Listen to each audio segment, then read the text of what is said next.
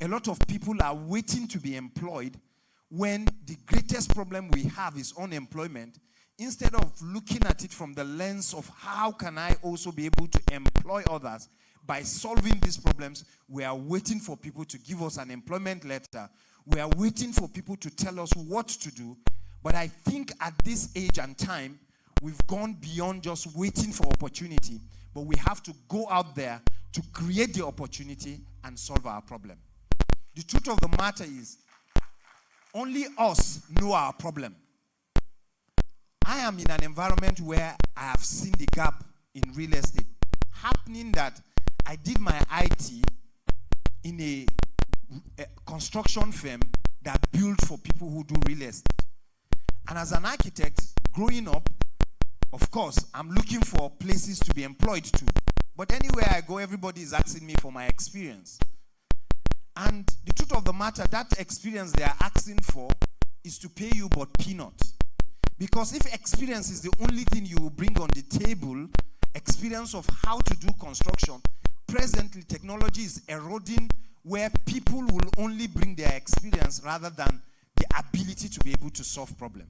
So if we must be able to unlock opportunity in whatever we do, then we must go beyond just giving our experience, the traditional method, but to be able to put it into context. And even in organization, in my organization, people who are rewarded the most are not people who have 10 years experience, but they are people who have met challenges on site and they've been able to bring their experience to bear and be able to solve problems. So how do we, as a people, be able to see the limitation that exists in whatever we do, and then we think of a different way to do things? We are talking about the boom that AI is unveiling. I don't believe that AI is just starting up now. I believe that people have just found a better way of interacting with artificial intelligence. Google, that existed long time ago, is a search engine, but is driven by what? By technology, where you are able to ask questions and then it gives you website. But what has AI been able to do? AI has transformed from just that alone, but to be able to solve the problem in a unique way that is tailored to the question you are asking him or what instruction you are giving AI to do. So my own perspective is that all of these things exist. Like one of our speakers has earlier mentioned, that technology is not just the ability to be able to understand how you can use this information or these resources or infrastructures that have been placed before us, but that the ability to be able to systematically make it to be able to solve a strategic problem. And it is when we solve strategic problem that we are able to get paid for value that we are giving. A lot of people want to be rich. A lot of people just want to make money. But if you look at it from the other perspective, what problem can I solve and how much value can I place on that people are able to give me money in exchange of the value you're giving. All of us love to enjoy value. We are willing to pay as much as we perceive the value is, and hence we are being paid for it. And every one of us here is being or earns based on the value we're able to contribute to the society. So a lot of people chase money and they are chasing the wrong thing, not understanding that it is in your ability to solve problem and see problem in the worst of crisis and challenges is what will make you scale.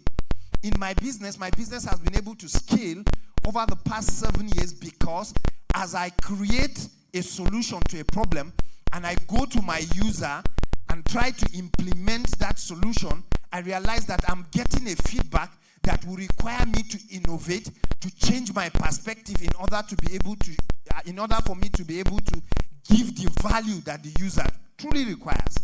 And if we must see these opportunities, then we must not be afraid of problems and challenges. We must be people who are intentional about asking why, how, and when. Because it is in that ability that you are able to get the right feedback. And those feedback are things that are supposed to model your solution. And the more people you're able to solve their problem, I remember when we started real estate in Abuja, we've identified what are the pinpoints of people. Number one, we realized that there is fraud in the industry.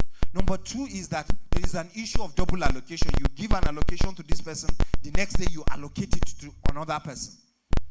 The third thing we've realized is lack of selling of good titles. And the first thing we did, even for our employees, because we don't want them to make a mistake, we set up structures in place and digitize our process.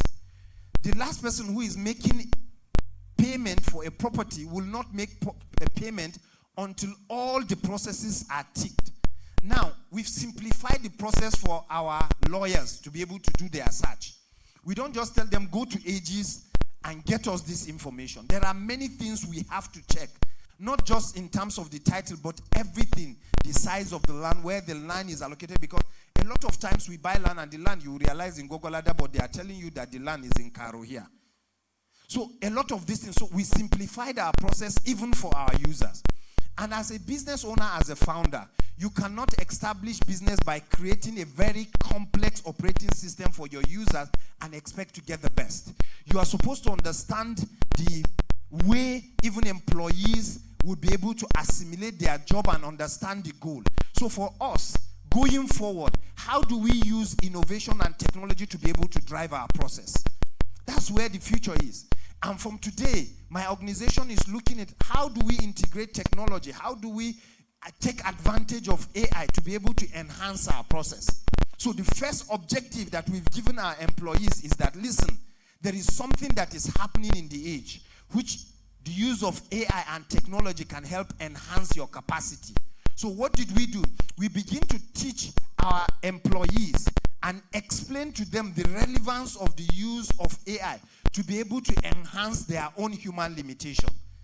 And we must be able to see that. I have a problem. I just made a search some weeks ago. How many real estate AI tool that is existing in Africa that will speak to the African market? It does not exist. And I look at the way that AI software is being used there. How many number of users? So I understand that it's solving real problems.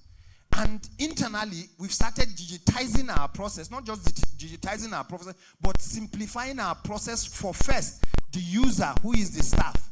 And then we also look at how that can be able to be simplified for our customers in terms of usage, how they get their allocation, how we even provide services to them. Now, if we don't look at the future, if we don't have a strategic perspective or vision of what the future holds, we may not begin to plan towards that. Like he said, some of the infrastructures may not be available now. But the question is, have you seen the problem? Are you preparing yourself towards the future? Because unless he who sees the future, he cannot be there until he gets there. So a lot of people who have been able to... Sorry, I have less than 2 minutes, that's why I'm rushing. So if you've not been able to see the future and be able to begin to create the solution for the future, you cannot be there. And hence you realize that people who have seen the future before you would prepare themselves to meet up the opportunity. Presently now, we work with teams. So how do you drive innovation? Quickly, you need to involve every stakeholder in formulating your innovation. If you're developing a software that has to do with every user, the first question you will ask, this is the objective, this is the problem statement. What do you want to achieve? You get input from every user about how his interaction with that user. One of the most common mistakes I see most startups do is that they innovate, they solve the problem only them. They don't put themselves in the shoe of the user to be able to see if it really solves problem. And beyond that, even in the area of marketing and communicating your innovation to the user, how well have you been able to communicate it in a way that solves his problem? Because a lot of people have real problems that they are gearing towards solving. But one of the things they did not do adequately is to be able to understand how they can even pitch that idea to the user. And the understanding of how the user perceives the problem is important in your ability to solve his problem strategically. Because if you're not able to solve his problem, you can sell a solution that has capacity to solve his problem, but he will not see it as that. And at the end of the day, you may not end up getting the value of money you're looking for. And because developing these systems will require time, energy, and resources, you will be frustrated. So a lot of people have real ideas, but because they don't know how to be able to communicate and transfer this value in a way that resonates with their clients, they end up losing the business. And for some reasons, a lot of people get frustrated on the way. But it is intentional that you take your time to look at the chain that helps you from innovation to getting funding to communicating it to your clients in terms of marketing. And most importantly, no matter how good your innovation is or the problem you're trying to solve, if it does not end up being perceived as a solution, I can have a product, no matter how good my product is. If I'm not able to communicate it well, you realize that even the worst of product will sell to somebody who knows how to be able to communicate his value to his last user. So conclusively, whatever you do, do it to the best of your ability. Whosoever that is diligent in his work, he shall stand before kings and not mere men. Thank you very much, and God bless you.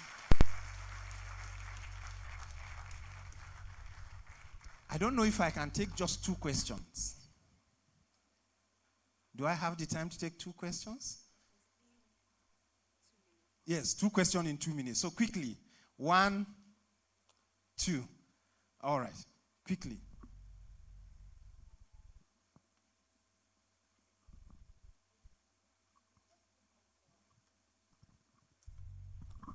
All right, thank you very much. This is my question. So my question is, trying to solve a problem. You have featured the problem. You have found how to solve it, and your problem now is how to find team so that you will quickly get there. And you are now having issue with will these people be loyal to me, or how can we test this solution for some months before we invest on it entirely? So how can someone go about it? How can one go about it? Thank you very much, sir.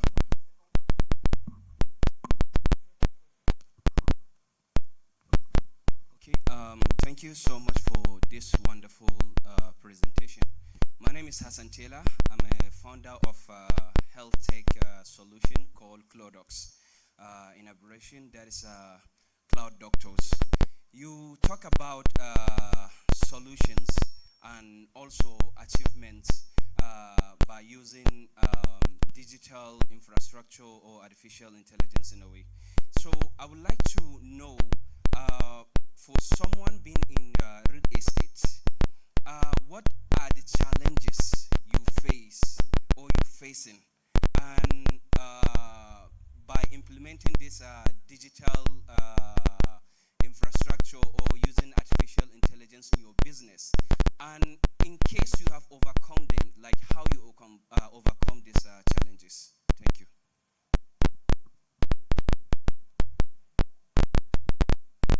All right. The first question is, how do you mobilize an effective team?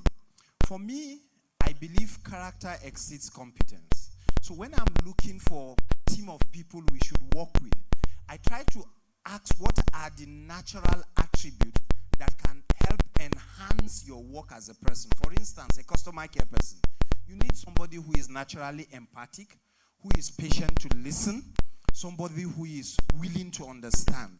That person has a natural ability to be able to adapt to a customer care responsibility and able to be able to drive innovation in that aspect. So the first thing I will look during interview, or if I'm looking for a partner that will manage that, I'll look at somebody who is empathic, somebody who is calm. When it comes to people, I have an IT company, and I am looking for people. Number one criteria is that, number one, you must be curious. I see curiosity to be, and we'll give you a curiosity test. We'll give you a curiosity test to be able to ascertain your level of curiosity. Because for us, how curious you are to be able to inquire, and it must be someone who is solution-driven. So we'll give you a simple test that has to do with your ability to critically solve problems. Are you the person that gets scared when you're faced with problem, or you're somebody who is intentional about that? So I think in building the right team, it is important to get people who align with what you want to achieve.